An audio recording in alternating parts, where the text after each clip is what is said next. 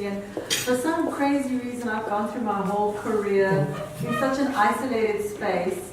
I started life in corporate, and I call it corporate hell, but I like the vortex. It was a much more positive, more sort of, different view of corporate life. But I went through life completely, my corporate experience was a completely isolated experience. I saw women as being against me, and I was, attacked by women, and there were certain women that tried to take me down and threatened by me, and I've encountered some really negative sides of female bosses. What's the French of a female boss?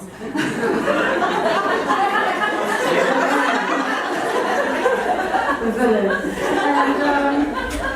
But I've also encountered incredible, powerful women who have mentored me and who saw my youth and never crushed me. And so part of my journey has been by being, sort of seeing the bad side of women in leadership and the bad side of women in corporate.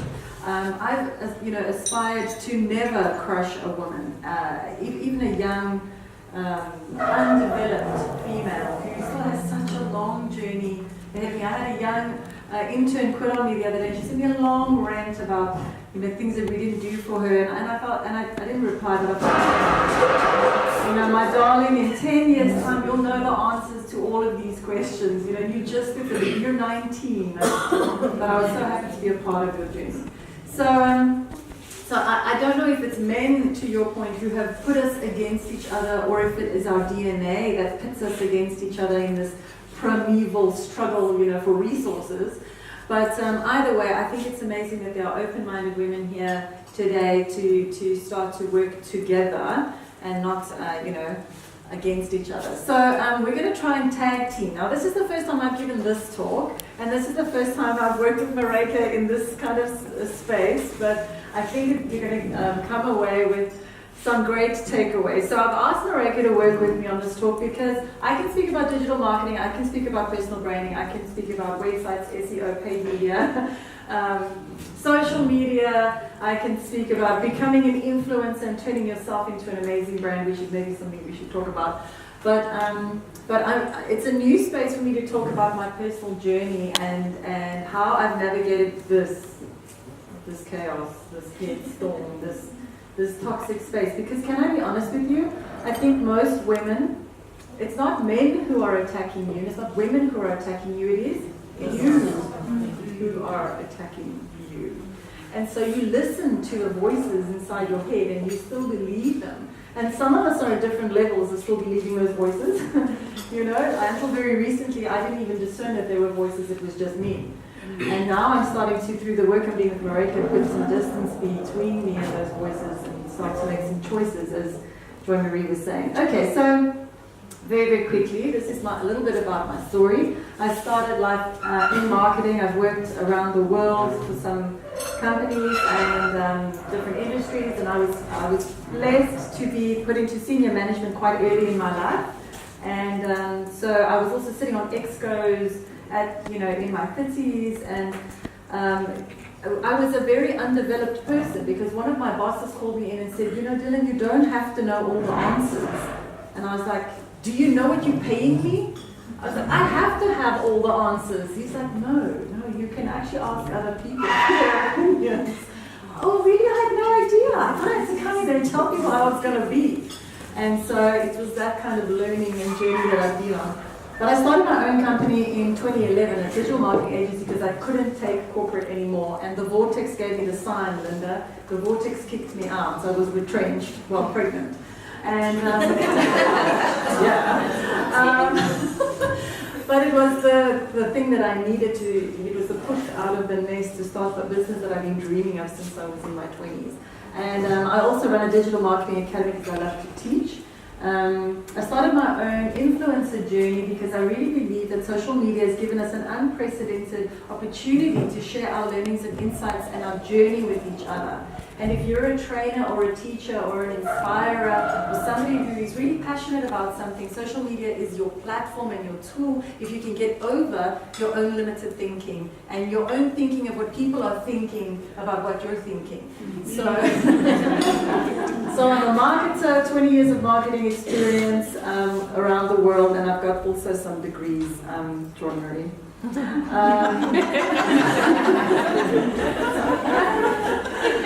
Mareike?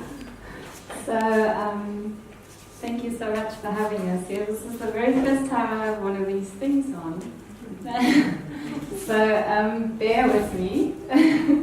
I teach a lot of yoga classes, and it feels a little safer, a little less intimidating to have people in tights and, you know, be able to tell them, you know, be upside down and stuff. So here, I can't do that. So, and I think the last time I stood in front of people to talk without tights on, I mean me, was in university many years ago in Berlin, and those were still times when I had to talk in front of people. I would have vodka for breakfast and coffee, and it is very funny, but at the same time not, because it was my only way of dealing with the emotions and the fears and the anxiety. So it's quite exciting to come back to the space I left so many years ago. So from university I went off to India. I said, this is not for me, this world. Let me hide away. I'm not going to even go into that too much. I'm an entrepreneur, as I learned today. I work as a coach, I work as a yoga teacher, I'm a mom, I'm all of these things. But, well, first of all, I'm here, and I'm very excited to be here and share with you. So where are we going to go from here? Yes. We'll go back to me. Let's talk about me, enough about you. So I'm much better at listening. So I put this terrible photo of myself up because this is kind of like frazzled me. When Mareike met me, it was like just chaos, absolute chaos. And so me in my undeveloped states, just trying to literally cope through life. You know, when I started my entrepreneurial journey, I saw myself as a dairy cow that had for my entire corporate life been told where to eat, where to drink, and there was always other cows around me, and I was in a herd. And then suddenly you take this dairy cow and you stick her in the wilds of Africa, and I was like, what's that going? Where should I go? I'd be like one step forward. What was that? Oh, it's my shadow. You know, and I was terrified. And my entrepreneurial journey has turned me from a dairy cow into, you know, in America they've got these longhorn steers, you know, like Angoni cattle, but they've got these horns that stretch like 11 feet from point to point, and they can take on a grizzly bear and a mountain lion. And I feel like I've grown into that as an entrepreneur. I'm brave. I nearly closed my business in the beginning when one of my clients refused to pay their 4,000 Rand bill. And this is too hard, I just can't do it. And I remember reading back in my journal the other day, I was like, 18,000 Rand. How am I going to pay this invoice, Lord? Like, help me. I need the 18,000 Rand. Now I'm like 180,000 Rand. You know, it's like you just grow. Your journey is just exponential. But what I did in my journey is I hired a lot of coaches to help me. And one of my coaches told me, because I wanted to grow my business and I was, you know, a little bit intimidated, you know, I'm up against these big agencies and I saw myself as small in my own eyes. And you know what, one of my coaches I was paying a lot of money to every month, he said to me, your hair's too long. You should tie your hair. You shouldn't wear skirts. And he also said to me, the same guy, he said, no woman has ever run a successful ad agency. He killed my confidence. So bad. I actually went into my depression. Because I believed him. And then it took a while for me to just think, no, F you, China. There's no way. And so then I met Mareike and I fired all my other coaches and my shrink and everybody else.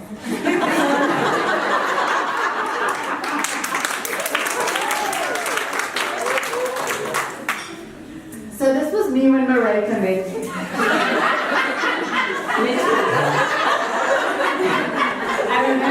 I remember the first few months I was at across from her, at the table across from her, and I think every week Dylan said, oh, I've got the answer now. I know what I need to do. I need to restructure my whole business. But like every week, she was like, I've got it. I've got to do it this and this. And I'd just be like, okay, amazing. And she'd be talking, and I felt like trying to catch her attention somehow in between. But it took a few months for her to settle down and actually arrive on the chair there. It's so true, because something Mareike coined is business and busyness. I thought I was doing business, but I was actually just toxically, psychotically busy. Like, you know, and I'm toxically, psychotically busy at home on a weekend, in my pajamas, repacking the cupboards. Like, what is wrong with me? And then I used to have this delusion that I'd share with Mareike. Mareike, I just want to like live on a farm and just relax and play with my kids. And then she helped me to see that no, I will be toxically, psychotically busy on a farm. It doesn't matter if I'm living in a cave, I will be dusting that cave, moving the rocks around, you know. So there was a problem. I had a serious problem. And I also was plagued by my own fears and self-doubts and anxieties, and it was literally like there was a pole of dark cloud over me of perpetual anxiety. Does anybody live under this pole, this dark cloud of perpetual fear? I remember once in a while, like I broke out of it. I was like, wait, I feel weird. Oh, I don't feel fear. This is weird. Let me go back down. And now I'm like living in a blue sky world. So when Mareike, maybe one of the biggest epiphanies that I had was that there was this chaotic headstorm up here. And this is what each of us is sitting with, especially as women, because we are miners. We mine our own brains. We constantly like mining and excavating and thinking and processing. Unless it was just me. But I was constantly like working and thinking and analyzing. I had a to-do list of about 40 pages long, you know, and I expected my team to be the same.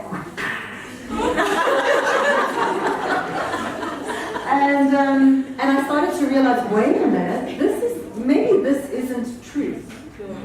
Maybe this is just a crock of shite. And maybe there's another space. And so I started to drop down into what I call my spirit space. What Mareike calls being, and other people call other things. And I like to call it mindlessness, because I don't want to be near this thing. This thing, there's a big toxic side here, full of cock and bullshit. You should not be listening to it all. And then there's a good side here, like how to make toast, and how to drive a car, how to create an emailer, and some social media posts, okay? Then, other than that, stay out of here. Just don't even go here. This place, unhelpful. And so I learned to drop down, and this is going to sound incredibly, I don't know what, but it is the absolute most beautiful thing I can give you, is when you learn to drop down here into where God is, you become limitless. And I was so limited, I was tiny, I was breaking, I couldn't cope with life, it was too hard. And down here, this is where God is. So, me 2.0 reinvented.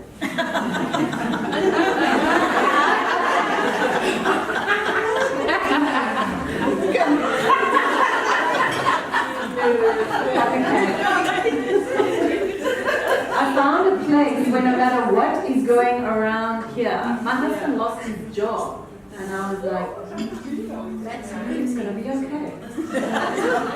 I was not freaking out at all. And you know what the biggest manifestation for me was? I wasn't constantly trying to reboot my business and redirect my path, you know, and pivot the company. Well, now we're going to be this, now we're going to be this. It was like some toxic psychosis of trying to like always find the way. But actually now that I'm sitting here where God is, I'm couched in Him like this. Mareike leaves her body. I'm really like Mareike now. Like I'm actually sitting inside of Him like this. I boot up into Him. Does that make sense? Like a big robot. I climb into Him, and then when I'm sitting in here, I just know that the way is under my feet. Like I don't have to constantly psychotically be planning my vision. Where am I going? Where am I going? It's just, I know that my feet will find the right way. So I have found this calm, centered, peaceful space. And it is awesome. Okay, so I've asked Mareike to share just a handful of really practical things that she took me with that I use to stay in this space. Because I can tell you that I can very quickly go back up here. And Mareike and I meant to go through this talk together, and I was telling her, Mareike, I'm freaked out, I'm back in my head, I don't know what. And she's like, well, are you maintaining your God state? I was like, no, I haven't done anything for 2 weeks. She's like, okay, well, there it is. So you got to maintain the space. So Mareike, without any further ado, thank you. What changed? So I feel like one of the first things I had to communicate and allow Dylan to see is that we are all infinite choice makers, and it's not just choices as in I'm going to restructure my business. So what it means is that every moment in time we have access to an infinite number of choices. Every single moment, every step I take is a choice I make. And some of these choices we make consciously, and most of them, by far, we make unconsciously.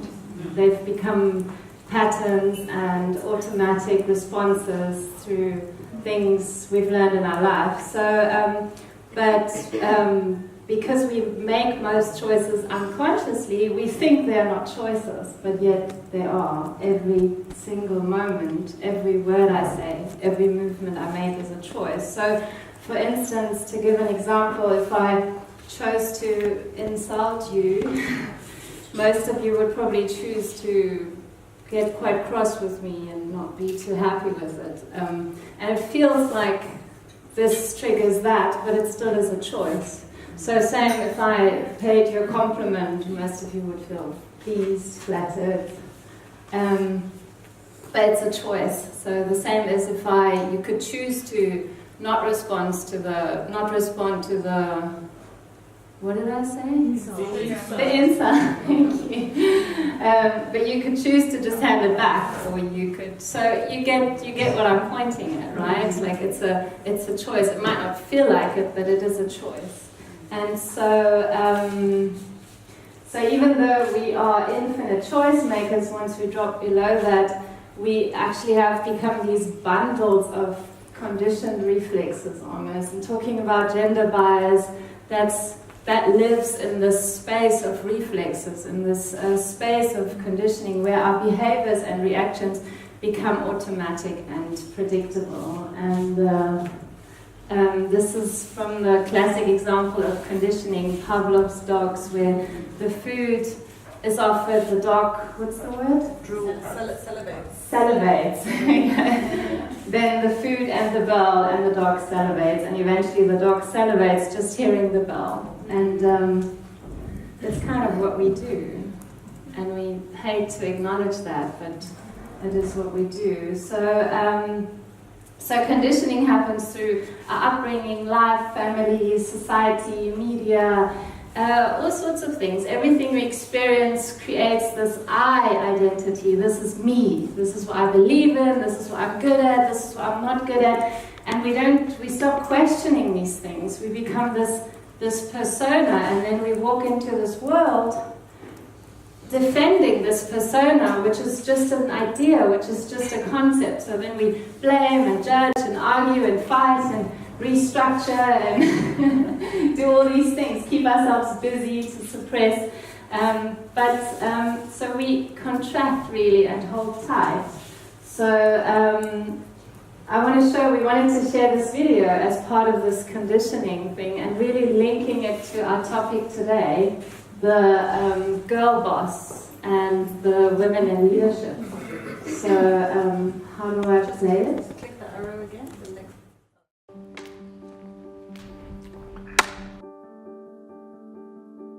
Hi, Erin. Hi. Okay, so I'm going to just give you some actions to do. And just do the first thing that comes to mind. Show me what it looks like to run like a girl. My hair.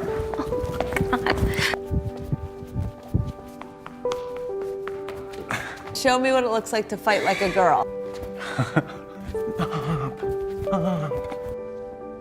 Now throw like a girl. Aww. My name is Dakota, and I'm 10 years old. Show me what it looks like to run like a girl. Throw like a girl. Fight like a girl. What does it mean to you when I say run like a girl? It means run fast as you can. So do you think you just insulted your sister? No. I mean, yeah, insulted girls, but not my sister. Is like a girl a good thing? Actually, don't know if it's a bad thing or a good thing. It sounds like a bad thing. It sounds like you're trying to humiliate someone. So when they're in that vulnerable time between 10 and 12, how do you think it affects them when somebody uses like a girl as an insult? I think it definitely drops their self-confidence and really puts them down, because during that time they're already trying to figure themselves out, and when somebody says you hit like a girl, it's like, well, what does that mean? Because they think they're a strong person. It's kind of like telling them that they're weak and they're not as good as them. And what advice do you have to young girls who are told they run like a girl, kick like a girl, hit like a girl, swing like a girl? Keep doing it because it's working.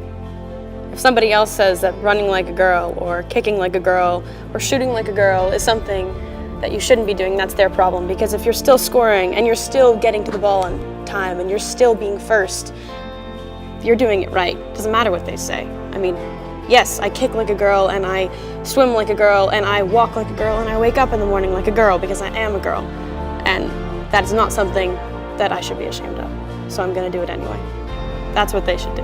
If I asked you to run like a girl now, would you do it differently? I would run like myself. Would you like a chance to redo it? Yeah.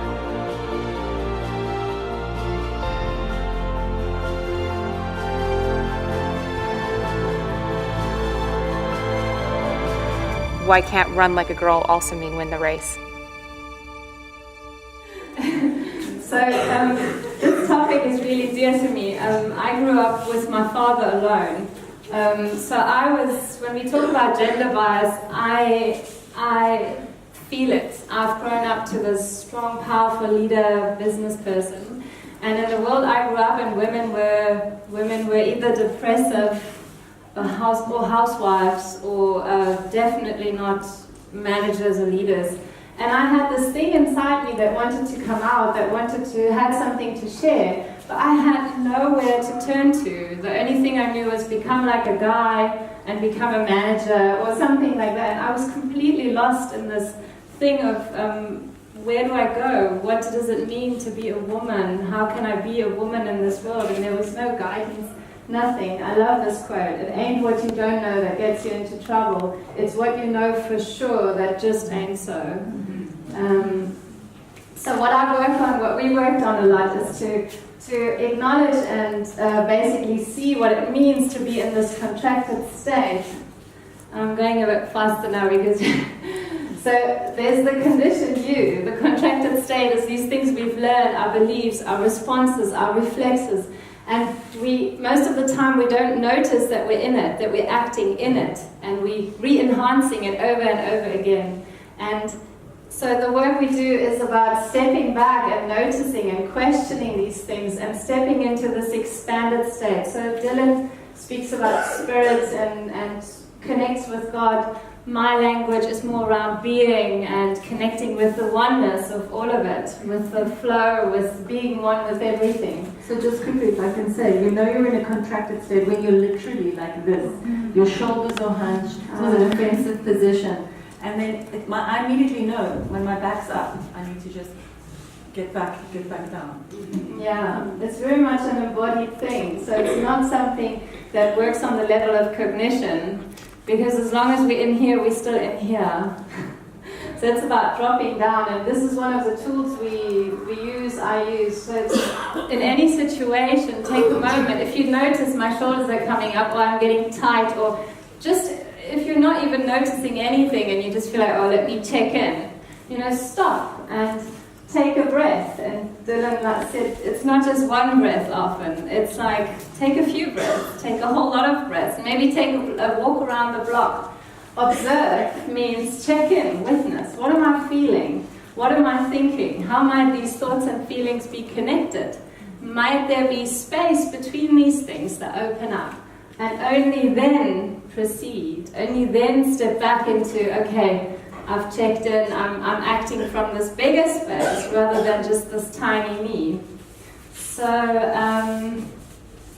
what's beautiful is as your awareness, as your spaciousness expands, options open up. There's not just one path ahead of you, but suddenly there's multiple perspectives to every problem, every situation. Suddenly there's multiple choices, and we really step into this ability, our true being of being infinite choice makers. And imagine every single moment you have an infinite number of choices. How incredible is that? It's pure potential, pure possibility out there, if we only allow it to be there. So this to me is, once these spaces open up and these choices open up, to me this is the picture of what opens up. We don't learn to be something different, but we access what really lies within ourselves. We start to access our true self that is beyond biases and beyond beliefs and beyond limitations. We access this thing that somehow magically is connected with everything. And as I move, it feels like everything moves with. Suddenly synchronicities happen and we tap into an effortless way of being and doing. So as you connect to your true self, to your inner self, to that spaciousness, you connect into spontaneity, creativity, effortlessness.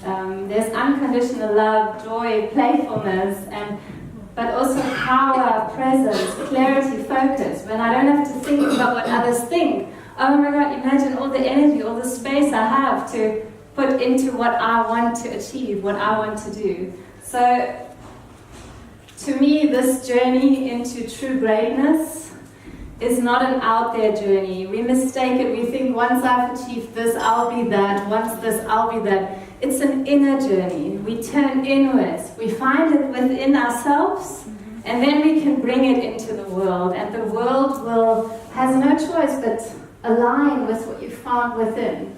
So it's an inward journey. It's a journey of pausing, noticing, allowing emotions like this fear I talked about, allowing it to be there, having the ability to take a step back, remembering I'm so much more than this fear. So it's noticing and feeling, and first of all, embracing and really loving all of it. As long as I fight my fear will become stronger. Once I can let it be there, be like, okay, we have to do this together. It sort of fizzles. It starts to settle. Like a child sometimes just wants to be heard. My son sometimes just needs to be heard, and then he's chilled again, right? So we need to be able to feel and really love and acceptance, feel and accept all of it. So I just put on a couple of slides. So she can be fierce and courageous. She can be a bit grumpy and cross. She can be sexy, sensual. But she can also be all of this, right? And we have to embrace and feel and love all of it, because then we become our whole selves. We can become everything that we are.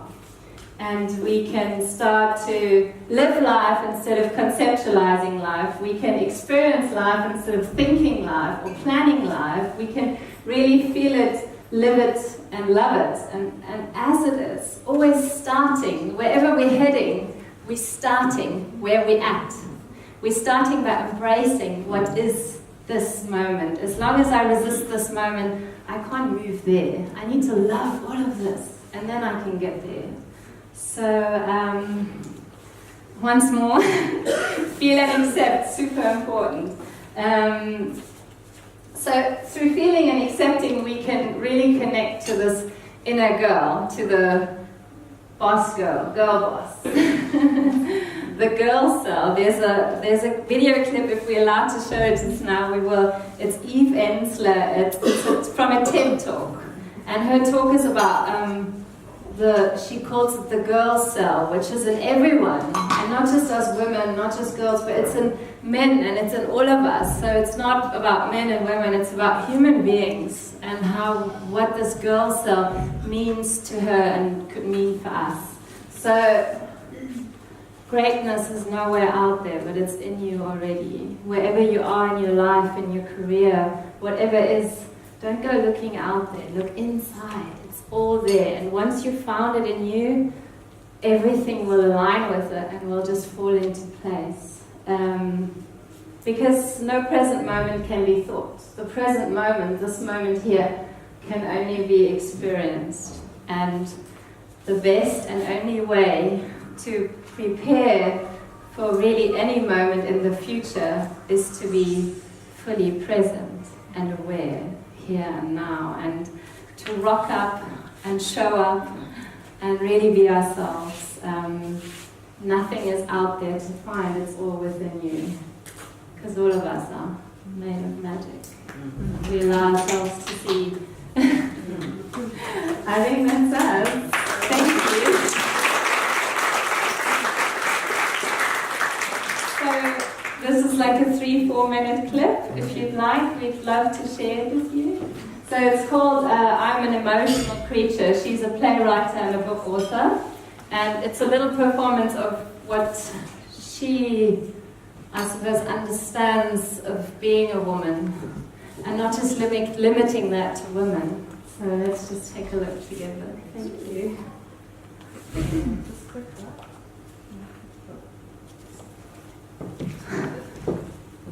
But while we're just getting that ready, I just wanted to say, for the first time in my life, I can be happy. So I don't know, you can have the most incredible house, you can be in a Zen garden and not feel peace, you can have everything that was on your checklist and not feel happy because you're up here. And the minute you can drop down in here, this is when you can actually just be grateful no matter where you live and what you're faced with. So I want to close today with a new piece from my book. And I want to do it tonight for the girl and everybody here. And I want to do it for Sunita. And I want to do it for the girls that Sunita talked about yesterday. The girls who survive, the girls who can become somebody else. But I really want to do it for each and every person here. To value the girl in us. To value the part that cries. To value the part that's emotional. To value the part that's vulnerable. To understand that's where the future lies. This is called I'm an Emotional Creature, and it happened because I met a girl in Watts, LA. I was asking girls if they liked being a good girl, and all the girls were like, no, I hate it, I can't stand it, it's all bad, my brothers get everything, and this girl just sat up and went, I love being a girl, I'm an emotional creature. This is for her. I love being a girl. I can feel what you're feeling as you're feeling inside the feeling before. I am an emotional creature. Things do not come to me as intellectual theories or hard-pressed ideas. They pulse through my organs and legs and burn up my ears. Oh, I know when your girlfriend's really pissed off, even though she appears to give you what you want. I know when a storm is coming. I can feel the invisible stirrings in the air. I can tell you he won't call back. It's a vibe I share. I am an emotional creature. I love that I do not take things lightly. Everything is intense to me. The way I walk in the street, the way my mama wakes me up, the way it's unbearable when I lose, the way I hear bad news. I am an emotional creature. I am connected to everything and everyone. I was born like that. Don't you say all negative that it's only a teenage thing or it's only because I'm a girl. These feelings make me better. They make me present. They make me ready. They make me strong. I am an emotional creature. There's a particular way of knowing. It's like the older women somehow forgot. I rejoice that it's still in my body.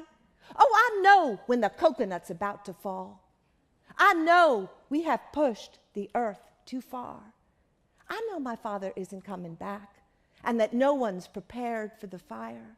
I know that lipstick means more than show, and boys are super insecure, and so-called terrorists are made, not born. I know that one kiss could take away all my decision-making ability. And you know what? Sometimes it should. This is not extreme. It's a girl thing, what we would all be if the big door inside us flew open. Don't tell me not to cry, to calm it down, not to be so extreme, to be reasonable. I am an emotional creature. It's how the earth got made, how the wind continues to pollinate. You don't tell the Atlantic Ocean to behave.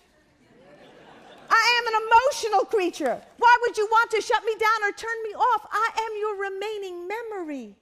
I can take you back. Nothing's been diluted. Nothing's leaked out. I love, hear me, I love that I can feel the feelings inside you. Even if they stop my life. Even if they break my heart. Even if they take me off track, they make me responsible. I am an emotional, inconditional, devotional creature. And I love, hear me, I love being a girl. Can you say it with me? I love being a girl. Thank you very much.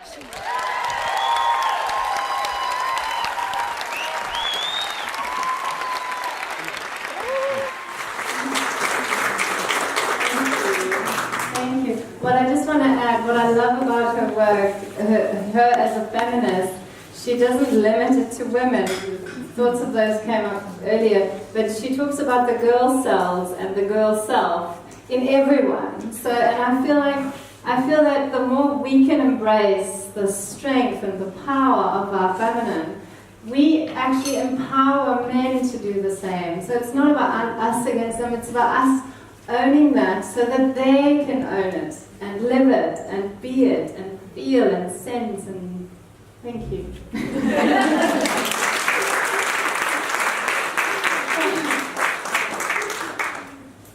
We've got time for 2 questions.